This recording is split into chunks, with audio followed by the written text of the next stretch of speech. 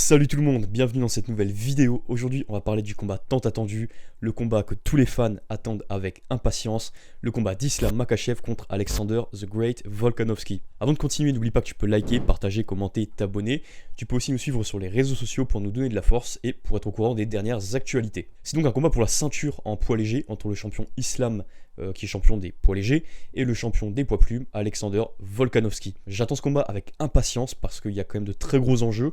C'est la première défense de titre pour Islam Makhachev, mais surtout, c'est l'opportunité pour Alexander Volkanovski de prendre une deuxième ceinture. On sait que l'UFC aime beaucoup les doubles champions, ceux qui ont deux ceintures. On a eu Conor, on a eu Daniel Cormier, on a eu Henry Cejudo. C'est toujours des athlètes qui en plus de ça font vendre beaucoup de pay-per-view pour l'UFC, donc eux évidemment ils apprécient ça.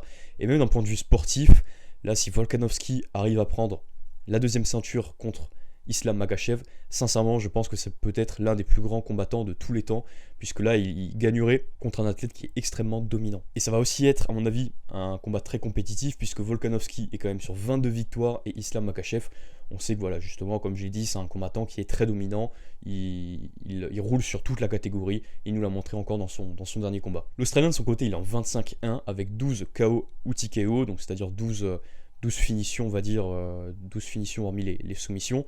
Il est sur une série de victoires impressionnantes, mais surtout, en fait, c'est contre des excellents combattants. Il a quand même gagné, pour rappel, 3 fois contre Max Holloway, il a gagné contre Brian Ortega, il a gagné contre Korean Zombie, contre José Aldo, Chad Mendes, Darren Elkins, enfin bref, c'est un record absolument incroyable, quelqu'un de très très dominant, ça faisait longtemps qu'on n'avait pas eu un tel champion à l'UFC. Actuellement, c'est le champion le plus dominant, il est classé premier dans le classement pound for pound de l'UFC. Donc le classement pound for pound, c'est le classement qui réunit tous les combattants de l'UFC, tous les combattants hommes de l'UFC. Après il y a un classement pound for pound féminin. Alexander Volkanovski est jugé comme étant l'athlète le plus dominant, le plus performant, le meilleur athlète de tout l'UFC. Justement au niveau technique en fait, c'est absolument dingue. Il a battu Holloway en pied-point, ce qui est quand même, enfin vraiment faut le faire. José Aldo n'avait pas réussi, il y a Conor McGregor qui avait réussi à battre Holloway en pied-point, mais comme j'ai dit dans la vidéo précédente, ça remonte à il y a un petit moment. Holloway était au début de sa carrière, Dustin Poirier a réussi à battre Holloway en pied-point, mais on sait aussi le niveau qu'a Dustin Poirier, l'avantage qu'il avait aussi puisqu'il était plus lourd. Et là le dernier combat qu'il nous a fait, Alexander Volkanovski contre Max Holloway, c'était absolument incroyable, une telle domination, un tel pied-point, c'était vraiment, ça s'est rarement vu. Mais il a aussi survécu aux soumissions de Brian Ortega. Là vraiment, si vous pouvez voir le combat contre Brian Ortega, allez le voir. Pour ceux qui l'ont déjà vu, rappelez-vous les deux soumissions dont il a réussi à s'échapper. Au final, c'était une guillotine qui était extrêmement bien engagée. On voyait la tête de Volkanovski qui commençait à devenir rouge. Voilà, il commençait à manquer de sang et il a réussi à s'en retirer. Et un triangle où pareil, encore une fois, on a vu la tête de Volkanovski qui commençait à suffoquer un petit peu, mais il a réussi à s'en sortir aussi. C'est un athlète qui est absolument incroyable d'un point de vue physique comme technique. Moi je trouve que c'est sûrement l'un des meilleurs athlètes de tout l'UFC. C'est un combattant aussi qui est hyper complet, avec surtout un très bon kickboxing.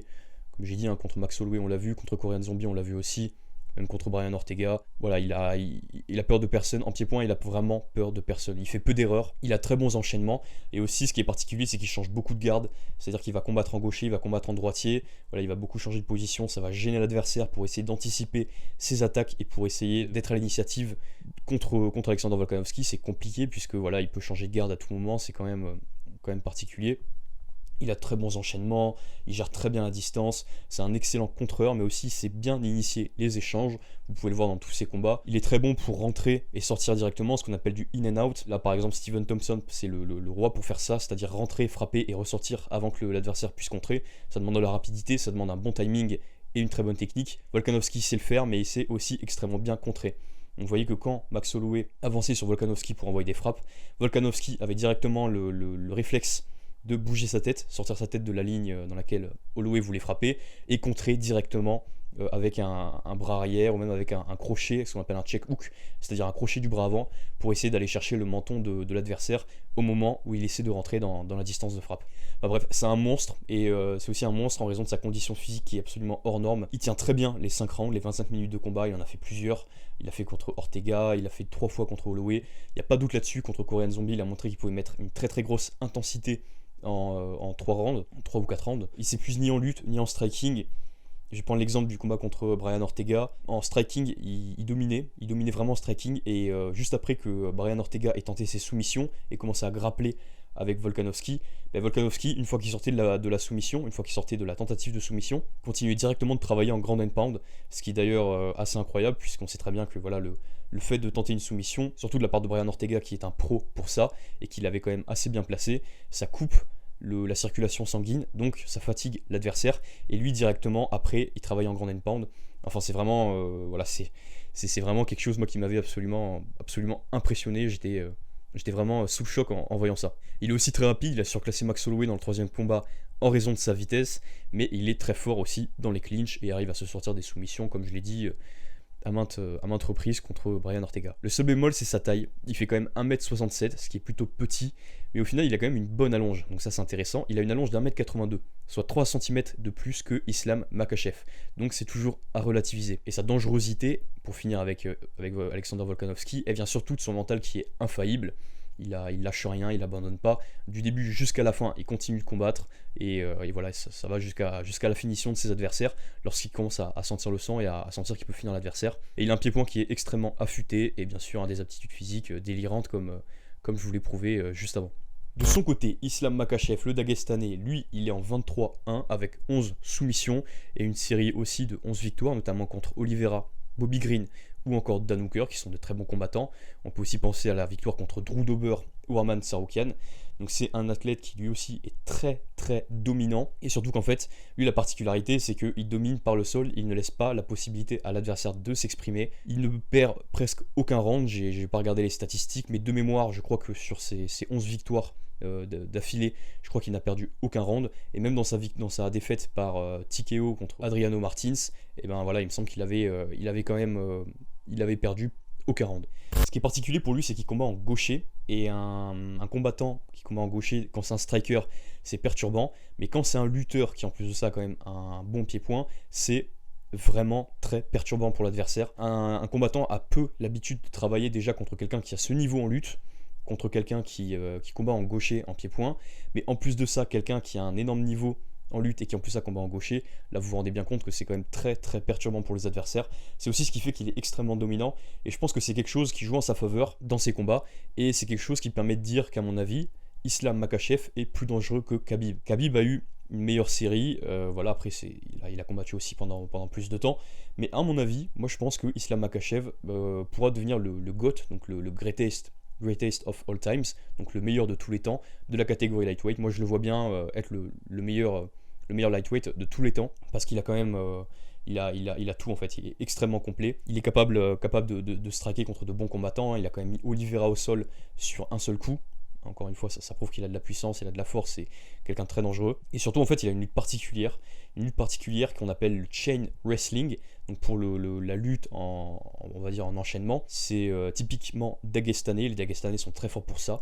Donc le chain wrestling, pour faire court, c'est une méthode de lutte dans laquelle en fait on va toujours chercher à changer de position. Donc c'est-à-dire que par exemple, Islam Makhachev va vouloir rentrer dans les jambes de l'adversaire. Si l'adversaire par exemple a réussi à passer les bras en dessous des bras de Makhachev pour essayer d'avoir ce qu'on appelle le double underhook, c'est les deux bras en dessous des bras de l'adversaire pour essayer de gérer la position et de contrôler le buste de l'adversaire.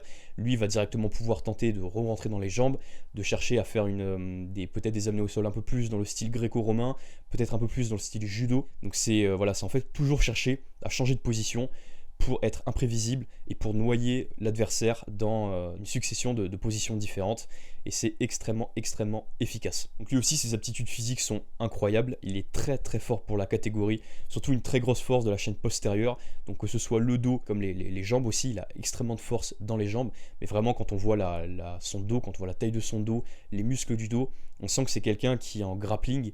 Une fois qu'il a mis la main sur l'adversaire, il le lâche pas, vraiment il le lâche pas. Sur Dan Hooker, il a passé une soumission absolument incroyable, il me semble que c'était une Kimura, et une Kimura qui était vraiment qui n'était pas facile à placer. Il a réussi à le faire, et en fait à partir du moment où il a commencé à placer la Kimura, il a juste levé le bras de Dan Hooker pour passer la soumission, et ça tapait directement. Vraiment, on sent qu'il a une force qui est absolument incroyable pour la catégorie. Donc lui voilà, au final sa dangerosité repose sur sa force, qui lui permet de dominer avec un grappling absolument démentiel, un excellent grappling. Mon pronostic pour moi, c'est Islam qui l'emporte par soumission dans le round 3. À mon avis, il aura un énorme avantage de gabarit. Au niveau de la longe, c'est Volkanovski qui a l'avantage, mais au niveau de la taille, c'est Islam Makhachev. Et lorsqu'on est plus grand, en général, on peut avoir plus de masse, surtout qu'on sait que voilà, Islam Makhachev cut quand même très bien.